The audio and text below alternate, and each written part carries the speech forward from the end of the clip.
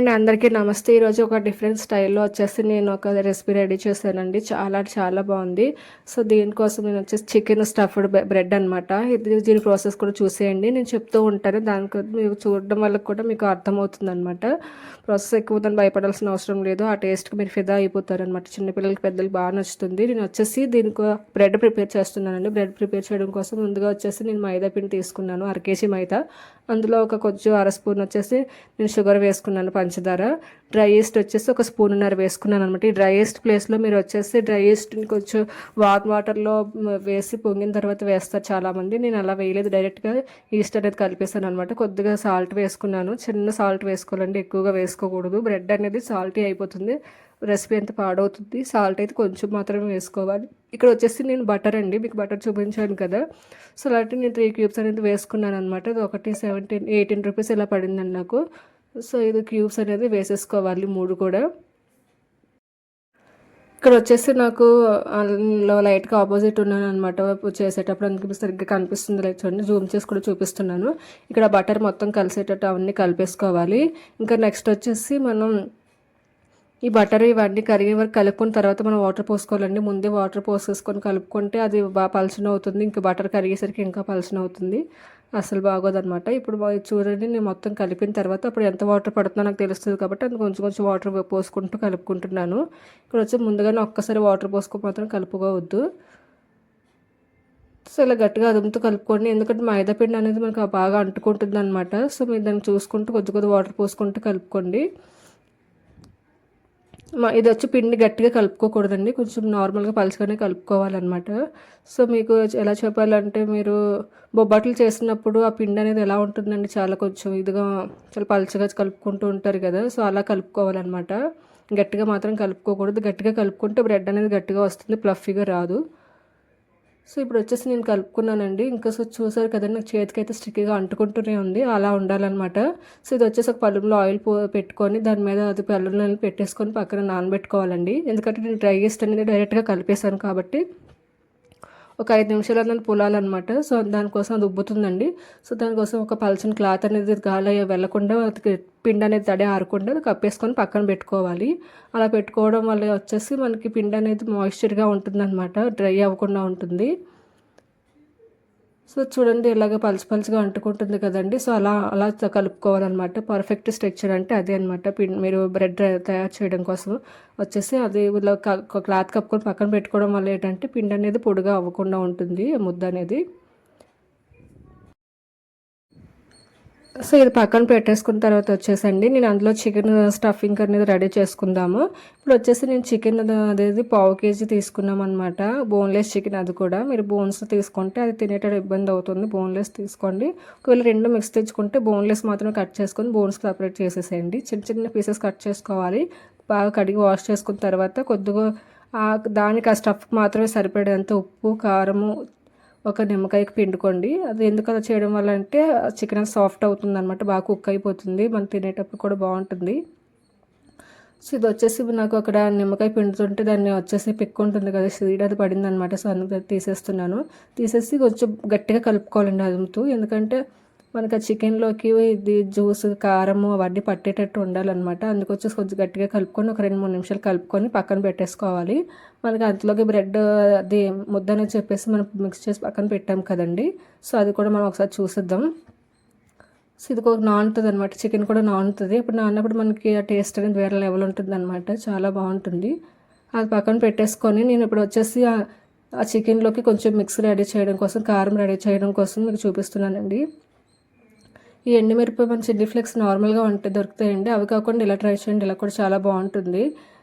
కాల్చిన ఎండుమిరపకాయలతో దంచుకొని అది ఏదైనా ఒక రెసిపీలో వేసుకుంటే టేస్ట్ చాలా బాగుంటుంది అనమాట. నేను వచ్చేసి కాల్చిన ఎండుమిరపకాయలు ఒక కారం తగ్గట్టుగా తీసుకున్నాను. మరి కారంగా కూడా నార్మల్గా ఉండవన్నమాట, బాగుంటాయి. నెక్స్ట్ వచ్చేసి అందులోని నల్ల మిరియాలు ఉంటాయి కదండి, నల్ల మిరియాలు కూడా వేసుకొని దంచేసుకోవాలి బాగా. ఆ మిరపకాయలు వచ్చేసి బాగా కొంచెం నల్ల కలర్ వచ్చేంత వరకు మనం కాల్చుకోవాలండి. అలానే మాడిపోకూడదు, అలాగే కొంచెం మరీ రెడ్గా ఉండకూడదు అనమాట, అప్పుడు ఆ టేస్ట్ అనేది బాగుంటుంది.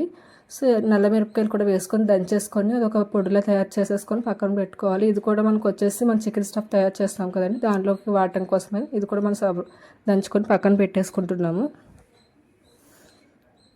సో ఇక్కడ వచ్చేసి నేను చికెన్ స్టఫ్ కోసమే కొంచెం కాయగూరలు అనేది కట్ చేసుకుంటున్నానండి. అలా పక్కన మా మమ్మీ మా బాబు చేసి మాట్లాడుకుంటున్నాం అనమాట. అలాగే మాట్లాడుకుంటారు నవ్వుకుంటూ నా వర్క్ అయితే నేను చేసేసుకుంటున్నాను. సో చాలా టైం అయిపోతుంది ఎప్పుడో చేస్తున్నారు అని చెప్పేసి మా మమ్మీ అడుగుతుంటే అలా మాట్లాడుకుంటూ అలా అటు ఇటు నవ్వుకుంటూ చేసేసుకుంటున్నాము. సో వెజిటేబుల్స్ అయితే కట్ చేసుకుంటున్నాను అనమాట. నెక్స్ట్ ప్రాసెస్ అయితే చూసేయండి.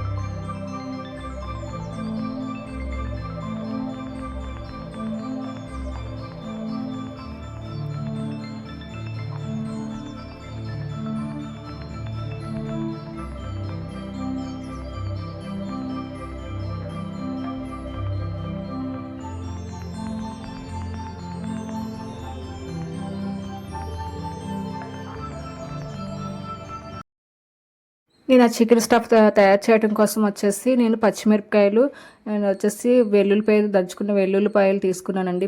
ఇంకా వచ్చేసి ఉల్లిపాయ తీసుకున్నాను, క్యాప్సికమ్ తీసుకున్నానండి. ఇంట్లో ఇవి తీసుకున్నాను. క్యారెట్ అవ్వాలంటే తీసుకోకూడదు, తీపి వచ్చేస్తుంది.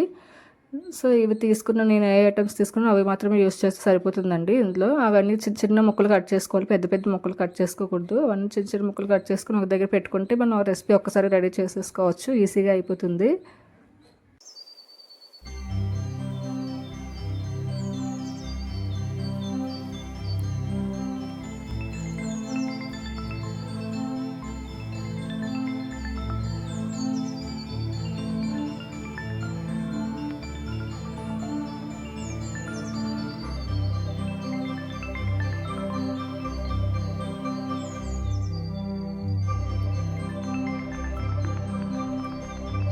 నేను ఆ వెజిటేబుల్స్ అన్నీ కట్ చేసి పక్కన పెట్టుకున్నానండి. సో ఇప్పుడు వచ్చేసి చూసారు కదండి, కొంచెం నిండుగా వచ్చేసింది ఆ ముద్ద అనేది. కొంచెం ముద్ద వేసాం మధ్యలో. సో అది వచ్చేసి బాగా ఉబ్బిందనమాట. అంటే ఆ టేస్ట్ చాలా బాగుందని అర్థం. సో ఇది వచ్చేసి మనం తీసేసుకొని పొడిపిండి చల్లుకొని తీసుకోవాలండి, లేదంటే అంటుకుంటుంది. ఎందుకంటే అది మైదా పిండి కాబట్టి అంటుకుంటుంది అనమాట. సో ఇప్పుడు మీకు చూపిస్తున్నాను కదండి, ఎంత పలుచగా ఎంత అంటుకుంటున్నట్టు ఉంటుంది స్టిక్కీగా. అలా మాత్రమే ఉండాలండి, గట్టిగా మాత్రం ఉండకూడదు. గట్టిగా ఉందంటే వచ్చేసి రెసిపీ అంతా పాడవుతుంది. బ్రెడ్ అనేది చాలా గట్టిగా వస్తుంది అనమాట. సో ఇప్పుడు వచ్చేసి బ్రెడ్ని బాగా అదుముతూ ఆ గాలి మొత్తం బయటకు పోయేటట్టు బాగా అదుముతూ బాగా పిసుక్కోవాలి. పిసుకున్న తర్వాత వచ్చేసి నార్మల్గా సమానంగా చేసుకోవాలన్నమాట. సమానంగా చేసుకొని కట్ చేసుకోవాలి. అన్ని బ్రెడ్ బాల్స్ అన్ని సమానంగా వచ్చేటట్టు డివైడ్ చేసుకోవాలి. ఇక్కడ ఒక నేను మిస్టేక్ చేశాను అనమాట. మిస్టేక్ అంటే ఏం కాదండి, నాకు ఆ తగ్గ సామాన్లు లేవన్నమాట. అంత పెద్ద మూతలు పెట్టుకోవడానికి సామాన్లు లేవన్నమాట. సో అందుకు వచ్చిన మిస్టేక్ జరిగింది. మీకు అదేంటో వీడియోలో మళ్ళీ చెప్తూ ఉంటాను, చూడండి. సో ఇది వచ్చేసి చూసారు కదండి, నేను బాగా అది సమానంగా చేసుకున్నాను అనమాట. ఇంకో బల్లలో వచ్చేసి పిండి అద్దుకోవాలండి, అంటుకోకుండా అవన్నీ సమానంగా కట్ చేసుకోవాలి. మనం ఈ ప్రాసెస్ చేస్తున్న ప్రతిసారి అవి అన్ని పక్కకు పెట్టుకోవడం అన్నీ చేస్తున్న ప్రతిసారి అవి డ్రై అవ్వకుండా చూసుకుంటూ ఉండాలండి. వాటికి చూసారు కదండి ప్రాసెస్ నేను చేస్తున్నప్పుడు ఎలా చూడండి. సో అదంతా లోపలికి అదుముతూ అది బాల్స్లా చుట్టుకోవాలన్నమాట. అలా చుట్టుకోవడం వల్ల ఏంటంటే క్రాక్స్ అనేది రాకుండా ఉంటాయి. బ్రెడ్ అనేది ఉబ్బుతుంది కదండి, అప్పుడు క్రాక్స్ వచ్చేస్తే అది బ్రెడ్ అలా ముక్కలుగా వచ్చినట్టు ఉంటుంది, సాఫ్ట్గా కనిపించదు. సో మీరు అందుకని చెప్పేసి ఇలా చేసుకొని పక్కన పెట్టేసుకోండి. అలా అన్నీ చేసేసుకొని పక్కన పెట్టుకోండి. పక్కన పెట్టుకుని కూడా అది డ్రై అవ్వకుండా వాటి మీద క్లాత్ అనేది వేసుకుంటూ ఉండాలన్నమాట. సో ఇదైతే మర్చిపోకూడదు. సో నేను చెప్తూ ఉంటాను కదండి, ఇప్పుడు మీరు ప్రాసెస్ కూడా చూస్తుంటే మీకు ఈజీగా వచ్చేస్తుంది, ఈజీగా చేసుకోవచ్చు అనమాట.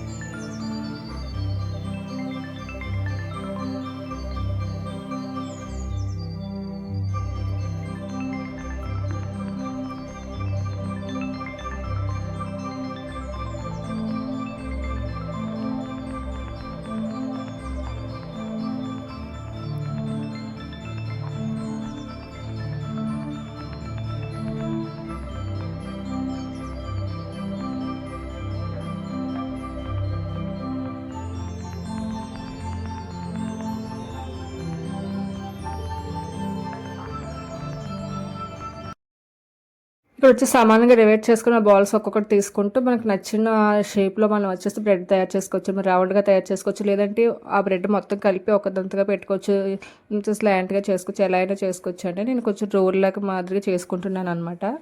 సో వచ్చేసి ఇలా కట్ చేసుకుని అవన్నీ లాస్ట్ చివర్లు ఉన్నాయి కదండి, వాటికి చిన్న చిన్న ఎలాస్టిక్గా చేసేస్తే సరిపోతుంది. వాటర్ ఏం పెట్టే లాగవలసిన అవసరం లేదనమాట, చిన్న చిన్న పెడితే సరిపోతుంది.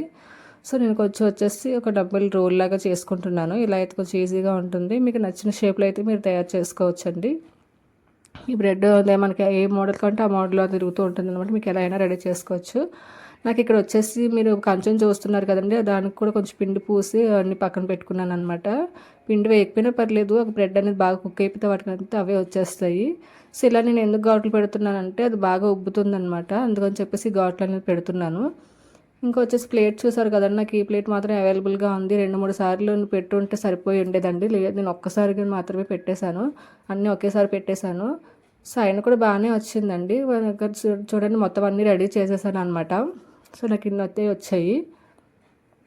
మధ్యలో అయితే కొంచెం రౌండ్ షేప్లో చేశానండి, అది ఎలా వస్తుందో చూద్దామని చెప్పి చేశాను అనమాట. ఇది కూడా మనం వచ్చేసి ఒక 10 నిమిషాలు అనేది పక్కన పెట్టేసేయాలండి. దీనిపైన వచ్చేసి నేను చేసిన మిస్టేక్ ఏంటంటే చీజ్ వేసాను. చీజ్ వేసినప్పుడు ఓకే, చీజ్ వేసుకొని మంచి టేస్టీగా ఉంటుంది, బట్ కానీ నాకు పైన పెట్టే మూత అనేది కరెక్ట్గా సెట్ అవ్వలేదు అనమాట. ఆ ప్లేట్ తగ్గట్టంత మూత నాకు సెట్ అవ్వలేదు. సో దానికి వచ్చేసి ఆ ప్లేట్కి చీజ్ అనేది అంటుకుందనమాట. ఆ చీజ్ అనేది త్వరగా మెల్ట్ అవుతుంది, అంతే త్వరగా మాడిపోతుంది. ఎప్పుడైనా మీరు గుర్తుపెట్టుకొని చీజ్ అనేది త్వరగా మాడిపోతుంది, చీజ్ బటర్ అనేది త్వరగా మాడుతాయి. కానీ నేను మూత అనేది కొంచెం గిన్నె లాంటిది పెట్టుంటే సరిపోయేది. ప్లేట్ లాంటిది పెట్టడం వల్ల ప్లేట్కి అంటుకొని అది చీజ్ మొత్తం పాడైపోయింది అనమాట. చీజ్ కొంచెం ఒక బ్రెడ్ కూడా చిన్న చిన్న మచ్చలుగా వచ్చింది, ఒక బ్రెడ్ మాత్రం పాడైంది, మిగతా అంతా బాగానే వచ్చింది. సో నేనైతే ఆ ప్రాసెస్ లాస్ట్లో వీడియోలు చూస్తూ ఉండండి, మీకు అర్థమవుతుంది. ఇప్పుడు వచ్చేసి నేను కొంచెం బటర్ వేసుకొని మన స్టఫింగ్ కోసం మనం రెడీ చేసేసుకుంటున్నాం అనమాట. వెల్లుల్లిపాయలు ఉన్నాయి కదండి, మనం దంచుకున్నాం కదా, అవి కూడా అవన్నీ వేసేసుకొని ఒకదాని తర్వాత ఒకటి అన్ని క్యాప్సికమ్, ఉల్లిపాయలు, పచ్చిమిర్చి వేసేసుకొని ఒకదాని వేసుకొని మనం అంతా ఫ్రై చేసేసుకోవాలి. ఇందులో నేను వచ్చేసి అల్లం వేయలేదు, మీరు అబ్జర్వ్ చేయండి. సో మీకు నచ్చితే వేసుకోండి, లేదంటే లేదు. ఈ రెసిపీకి వచ్చేసి అల్లం అవసరం లేదనమాట, ఉంటే వేసుకొని లేకపోతే లేదు. సో బటర్ వేసి చేసుకోవడం వల్ల అంటే ఆ టేస్ట్ ఆఫ్ ఫ్లేవర్ చాలా బాగుంటుంది అనమాట. మీకు బటర్ అంత ఎక్కువగా లేకపోతే నూనె కూడా వేసుకొని మీరు ఈ రెసిపీని రెడీ చేసుకోవచ్చు. ఇది అనేది బాగా ఫ్రై చేసుకున్న తర్వాత మనం ఆల్రెడీ నానబెట్టుకున్నాం కదండి, ఉప్పు కారం పులుపు వేసుకున్నాం కదండి, నిమ్మ పులుపు వేసుకుని నానబెట్టుకున్న చికెన్ కూడా అందులో వేసేసుకొని బాగా ఫ్రై చేసుకోవాలి. దాని నుంచి వాటర్ కూడా వస్తుంది. సో ఆ వాటర్తో అయితే కుక్ అయిపోతుంది అనమాట. మనం సపరేట్గా వాటర్ ఏమి వేయాల్సిన అవసరం లేదు. సో మనం ఒక తయారు చేసుకున్నాం కదండి, ఎండుకారం వచ్చేసి మిరియాలు, ఎండుమిరపకాయలతో కారం చేసుకున్నాం కదా, అప్పుడు కూడా చల్లేసుకొని మనం బాగా ఫ్రై చేసేసుకోవాలి. ఇప్పుడు వచ్చేసి బాగా ఫ్రై అయిన తర్వాత టమాటో సాస్ అని ఉంటుంది కదండి, మన ఇంట్లో రెడీ చేసుకున్నా పర్లేదు, బయట మార్కెట్లో దొరుకుతుందండి, ఈజీగా అవైలబుల్ ఉంటుంది, అదైనా వేసుకోవచ్చు. మనం న్యూడిల్స్లో వాటి సాసులు వేసుకుంటాం కదండి, అదే ఆ టమాటో సాస్ అనమాట. సో అది కూడా వేసేసుకొని బాగా ఫ్రై చేసేసుకోవాలి. ఇంకా బాగా ఫ్రై చేసుకుని మరీ డ్రై అయిపోకుండా అవసరం లేదు, ఆల్రెడీ మన చికెన్ అయితే ఉడికిపోయింది అనమాట. అది కలిపేసుకొని మనం దించేసుకొని పక్కన పెట్టేసుకోండి. ఇంకా అంతే అండి, అది పెద్ద స్టఫింగ్ కోసం పెద్ద కష్టపడాల్సిన అవసరం లేదు.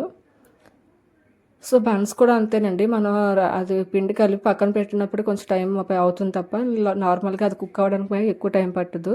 ఇక్కడ వచ్చేసి నేను ఆల్రెడీ ఒక కళాయి చూసుకున్నారు కదా, కళాయి పెట్టుకొని అందులో స్టవ్ మీద ఉన్న అది పెట్టాను అనమాట, ఆ రింగ్ పెట్టుకున్నానండి. చూడండి ఒకసారి 5 నిమిషాల తర్వాత ఎలా ఉబ్బిపోయాయండి మొత్తం. సో ఇది 2-3 సార్లు నేను అది ఒక్కొక్కటి కేక్ బ్రెడ్ అనేది పెట్టుకుంటే సరిపోయేది, కానీ ఒకసారి పెట్టేశాను అనమాట. సో ఇది ఇసుక వేసి పెట్టాను అనమాట, బాగా హీట్ ఎక్కుతుందని చెప్పేసి. ఆల్రెడీ చూడండి ఇసుక నల్లగా అయిపోయింది, బాగా హీట్ ఎక్కిపోయింది అనమాట. ఒక 5 నిమిషాలు అయితే హీట్ ఎక్కించాను. సో ఇప్పుడు నేను వచ్చేసి చేసిన మిస్టేక్ ఏంటంటే మీద ప్లేట్ పెట్టండి అండి, ఆ ప్లేట్ పెట్టడం వల్ల వచ్చేసి ఆ బ్రెడ్ అనేది ఉబ్బింది కదండి, ఆ ఉబ్బవడం వల్ల వచ్చేసి ప్లేట్కి అంటుకుంది అనమాట చీజ్. సో అది చిన్న మిస్టేక్ అయ్యింది, కానీ బ్రెడ్ అంతా ఆల్మోస్ట్ అంతా బాగానే వచ్చింది అనమాట. ఒక బ్రెడ్ మాత్రమే కొంచెం నల్లగా వచ్చింది, మిగతా అంతా బాగానే వచ్చింది. చీజ్ వచ్చేసి బాగా మెల్ట్ అయ్యి అలా అంటుకుపోయింది అనమాట. నేను మళ్ళీ కిందకి దించినప్పుడు నార్మల్గా వచ్చేసింది, చూసారు కదండి, బ్రెడ్ అయితే ఎంత బాగా కుక్ అయిపోయిందో, మంచి కలర్ కూడా వచ్చింది. ఇంకా నేను కరెక్ట్గా ఈ టైం చెప్పాలంటే ఒక 10 నిమిషాలు ఉంచానండి. కింద మంట కొంచెం సన్నగా మంట పెట్టుకున్నాను, మరి పెద్ద పెద్ద మంటలు పెట్టలేదు. ఒక 5 నిమిషాల నుంచి 10 నిమిషాల వరకు ఉంచాను అనమాట. మధ్యలో ఒక 5 నిమిషాల తర్వాత చూసానండి, చూసి మళ్ళీ ఒక 5 నిమిషాలు ఉంచాను. ఇంకా 10 నిమిషాల్లో మొత్తం కుక్ అయిపోయింది ఆల్మోస్ట్. ఇంకా అంతమంది కుక్ కావాల్సిన అవసరం లేదు. చూసారు, చెప్పాను కదండి, ఒక బ్రెడ్ మాత్రమే బాగా ఇదయ్యింది. అది బాగా పొంగడం వల్ల ఇంకా బాగా అంటికిపోయింది అనమాట పై ప్లేట్కి. సో అదొక్కటే పాడైంది కానీ మిగతా బన్స్ అన్నీ భలే వచ్చాయి అనమాట. అసలు చాలా ఫ్లఫీగా వచ్చాయి. మీకు కట్ చేసి చూపిస్తాను చూడండి, అంత బాగుంటాయి అసలు. సో అయితే నేనైతే చాలా నమ్మలేదని, చాలా బాగా వచ్చాయి అసలు. మీరు ఒకసారి రెడీ చేసుకొని తినండి. ఈ బన్స్ మనం టీలో ముంచుకొని తినొచ్చు, లేదంటే వీటితో ఏవైనా రెడీ చేసుకోవచ్చు. మన షేప్ బట్టి ఏమైనా రెడీ చేసుకోవచ్చు అనమాట. ఈ బన్స్ నార్మల్గా పిల్లలకి ఇచ్చేసినా కూడా ఈజీగా తింటారనమాట. ఎంత బాగుంటాయి ఈ బన్స్ వచ్చేసి. సో దేనికదే విడిపోతున్నాయండి మీరు, ఎందుకంటే మనం ఆల్రెడీ దేనికో సపరేట్ చేసి పెట్టాం కాబట్టి మనం దేనికదే వచ్చేస్తాయి అనమాట. సో ఈ బన్స్ వచ్చేసి మధ్యలో కట్ చేసుకొని మన స్టఫింగ్ అనేది పెట్టేసుకోవచ్చు. మనకు నచ్చిన స్టఫింగ్ పెట్టుకోవచ్చు. ఇంకా లెటర్స్ అనేది ఉంటుంది కదా, ఆకులా ఉంటుంది, అది కూడా పెట్టుకోవచ్చు. ఇంకా దాని రుచి వేరేగా ఉంటుంది. సో నా దగ్గర ఉన్న అది చికెన్ స్టఫింగ్ ఉంది కాబట్టి ఆ చికెన్ వచ్చేసి ఆనియన్స్ గార్నిష్ చేసుకున్నాను అనమాట. మీకైతే ఈ రెసిపీ ఖచ్చితంగా నచ్చుతుందండి. ఇంకెవరైనా ట్రై చేయాలి అనుకుంటే నేను చెప్పిన ఇప్పుడు ఆ టిప్స్తో పాటు ఇవన్నీ ఫాలో అయితే మీరు చేసుకోవచ్చు. మీకు ఇంట్లో ఫ్యామిలీ ఒక 5 నుంచి ఉన్నారంటే 1/2 కేజీ పిండి సరిపోతుంది. అంటే లేదు ఒక 2 ముగ్గురు అయితే మాత్రం 1/2 కేజీ పిండితో చేసుకోండి, మీకు అలా సరిపోతుంది. సో వచ్చేసి స్టఫింగ్ కూడా ఒకసారి కలిపేసుకొని మనం అందులో పెట్టేసుకొని ఇంకా మనం టేస్ట్ చేయొచ్చండి. చాలా అంటే చాలా బాగుంటుంది. నేను ఎలా కట్ చేసి పెడుతున్నానో ఆ ప్రొసెసర్ కూడా మీరు చూడండి. నేను మధ్యలో వచ్చేసి బన్కి కొంచెం గార్నిషింగ్గా ఉంటుందని చెప్పేసి టమాటా సాస్ వేస్తాను. మీకు ఇష్టమైతే వేసుకోవచ్చు, లేకపోతే లేదు.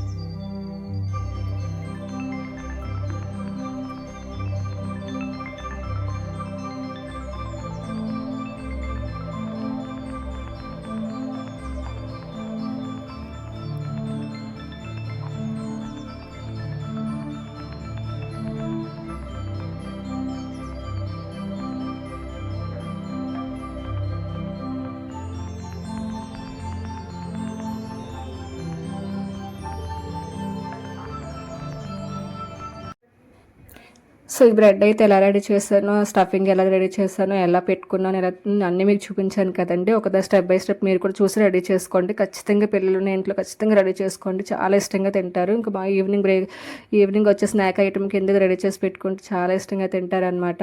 నాకైతే చాలా పిచ్చిగా నచ్చేసింది రెసిపీ వచ్చేసి. మీరు కూడా ట్రై చేయండి. నా ఛానల్ అయితే ఇలాంటి వీడియోస్ కోసం మీకు కావాలి అనుకుంటే సబ్స్క్రైబ్ చేసి, షేర్ చేసి, లైక్ చేయండి. సో మీ వీడియో ఫుల్గా వాచ్ చేసిన వాళ్ళందరికీ చాలా థ్యాంక్స్ అండి. సో మెయిన్ వచ్చేసి నా ఛానల్ అయితే ఫుల్గా వీడియో వాచ్ చేయండి, మీకు అప్పుడే రెసిపీ అనేది అర్థమవుతుంది అనమాట. మీరు సింగిల్ బ్రెడ్ ఒకటి కూడా రెడీ చేసుకొని టీలో ముంచుకొని ఇంకా 1 వీక్ వరకు ఉంటుందండి.